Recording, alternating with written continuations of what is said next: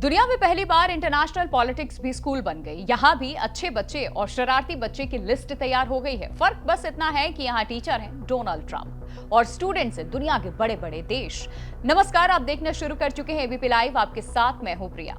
Iran के साथ तनाव के बीच में अमेरिका ने तय कर लिया है कि कौन उसका सच्चा दोस्त है और कौन सिर्फ नाम का दोस्त, और ये फैसला होगा नाटो के अंदर बैठ करके। ईरान अमेरिका टकराव के बीच में दुनिया एक नए भू राजनीतिक मोड़ पर खड़ी है। यहाँ सिर्फ जो युद्ध है मिसाइल और सैन्य ताकत से ही नहीं लड़ी जा रही, बल्कि गठबंधन, भरोसे और रणनीतिक रिश्तों का एक अहम मेलजोल या यूं कहें कि हिस्सा बनता दिख रहा है। देखिए, डोनाल्ड ट्रंप की एक नई रणनीति ने इस वक्त वैश्विक राजनीति में हलचल मचा दी है। नॉटी और नाइस देशों की लिस्ट, ये सिर्फ एक लिस्ट नहीं बल्कि एक ऐसा संकेत है जो बताता है कि आने वाले समय में अमेरिका अपने सहयोगियों के साथ कैसा व्यवहार करने वाला है। इस पूरे घटनाक्रम को समझने के लिए पहले उस पृष्ठभूमि को देखना आज जरूरी है जहां से विवाद शुरू हुआ। मध्य पूर्व में बढ़ते तनाव, खासकर स्ट्रेट ऑफ हॉर्मुज़ के आसपास की स्थिति ने वैश्विक अर्थव्यवस्था को हिला दिया। दुनिया की तेल सप्लाई का एक बड़ा हिस्सा इसी रास्ते से गुजरता है। जब यहाँ पर संकट और बढ़ा, रास्ता बाधित हुआ तो कच्चे तेल की कीमतों में उछाल आया और फिर इसका असर दुनिया भर की अर्थव्यवस्थाओं पर पड़ा।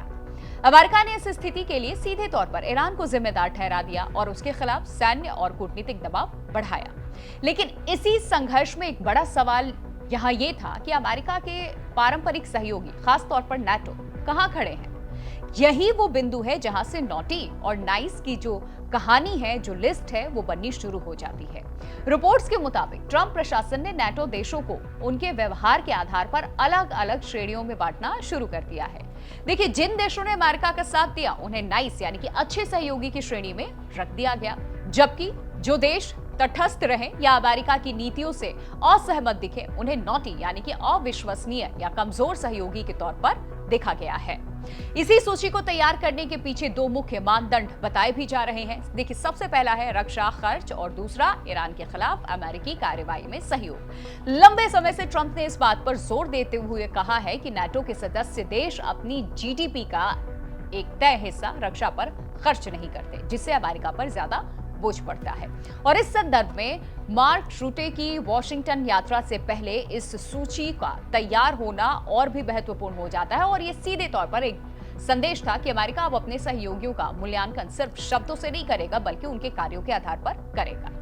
अब बात करते हैं उन देशों की जिन्हें इस लिस्ट में नाइस माना जा रहा है। सबसे पहले पोलैंड और रोमानिया जैसे देश। न सिर्फ रक्षा खर्च इन्होंने बढ़ाया बल्कि अमेरिकी रणनीति का सक्रिय समर्थन भी इन्होंने किया।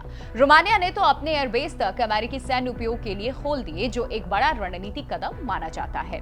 और इसके अलावा इजराइल, साउथ कोरिया और जर्मनी जैसे देशों को भी सकारात्मक श्रेणी में रखा जा रहा है, क्योंकि उन्होंने किसी न किसी रूप में अमेरिका के साथ तालमेल बनाए रखा है।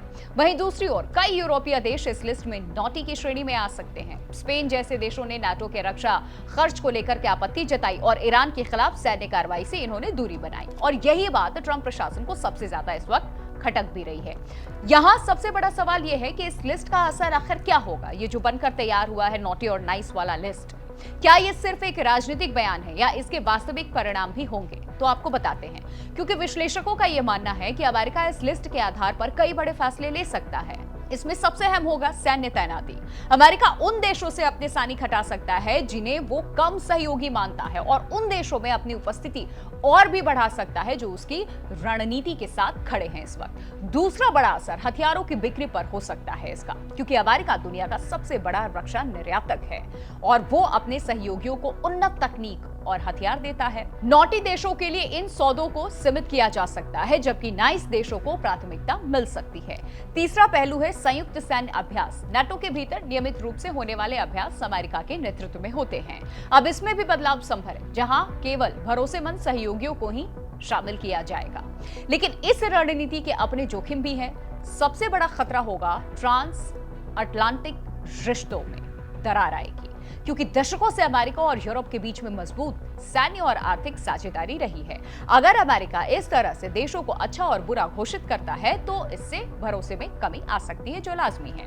कई विशेषज्ञों का मानना है कि अगर अमेरिका यूरोप से अपनी सैन्य मौजूदगी कम करता है तो इससे रूस जैसे देशों को फायदा हो सकता है। वहीं अमेरिका की खुद की रणनीतिक जो स्थिति है वो भी कमजोर पड़ सकती है, क्योंकि यूरोप उसके लिए एक महत्वपूर्ण सैन्य और आर्थिक आधार है। इस पूरे विवाद पर व्हाइट हाउस की प्रतिक्रिया भी सामने आई है। प्रशासन की ओर से कहा गया कि अमेरिका हमेशा अपने सहयोगियों के साथ खड़ा रहा, लेकिन जब उसे समर्थन की जरूरत थी तब कई देशों ने दूरी उससे बना ली। और ये साफ संकेत है कि ट्रंप प्रशासन इस मुद्दे को सिर्फ एक अस्थायी विवाद नहीं बल्कि एक दीर्घकालिक नीति के रूप में देख रहा है। पेंटागन की ओर से भी संकेत दिए गए कि भविष्य में उन देशों को प्राथमिकता दी जाएगी जो सामूहिक सुरक्षा में सक्रिय भूमिका निभाते हैं।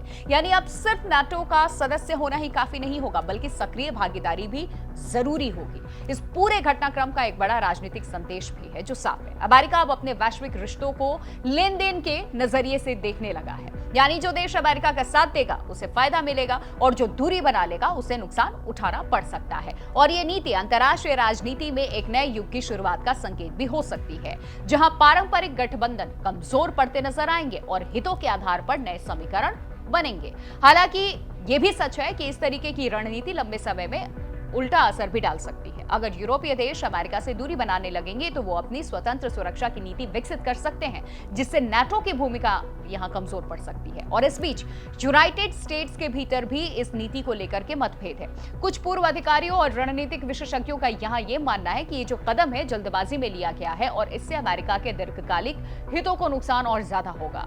दूसरी ओर ट्रंप समर्थकों का यह कहना है कि यह बड़ा जरूरी कदम है, क्योंकि अमेरिका अब फ्री राइडर्स को बर्दाश्त नहीं कर सकता है। यानी ऐसे देश जो सुरक्षा का लाभ लेते हैं लेकिन योगदान नहीं देते अमेरिका को। कुल मिलाकर के नॉटी और नाइस लिस्ट सिर्फ एक रिपोर्ट नहीं बल्कि एक बड़ी रणनीतिक सोच का हिस्सा है। ये दिखाता है कि आने वाले समय में वैश्विक राजनीति किस दिशा में जा सकती है, जहां दोस्ती और दुश्मनी का पैमाना बदल सकता है। ईरान अमेरिका संघर्ष के बीच में ये नया विवाद न सिर्फ मिडिल ईस्ट बल्कि यूरोप और पूरी दुनिया के लिए अहम है। आने वाले दिनों में ये देखना बड़ा दिलचस्प होगा कि क्या ये लिस्ट सिर्फ एक चेतावनी बनकर रह जाती है या फिर वास्तव में अंतर्राष्ट्रीय रिश्तों को नया आकार देती है। लेकिन एक बात यहाँ एकदम साफ है, दुनिया पहले जैसी नहीं रहने वाली। गठबंधन बदल रहे हैं, भरोसे की परिभाषा यहाँ बदल रही है और वैश्विक ताकतों का खेल एक नए दौर में इस वक्त प्रवेश कर चुका है।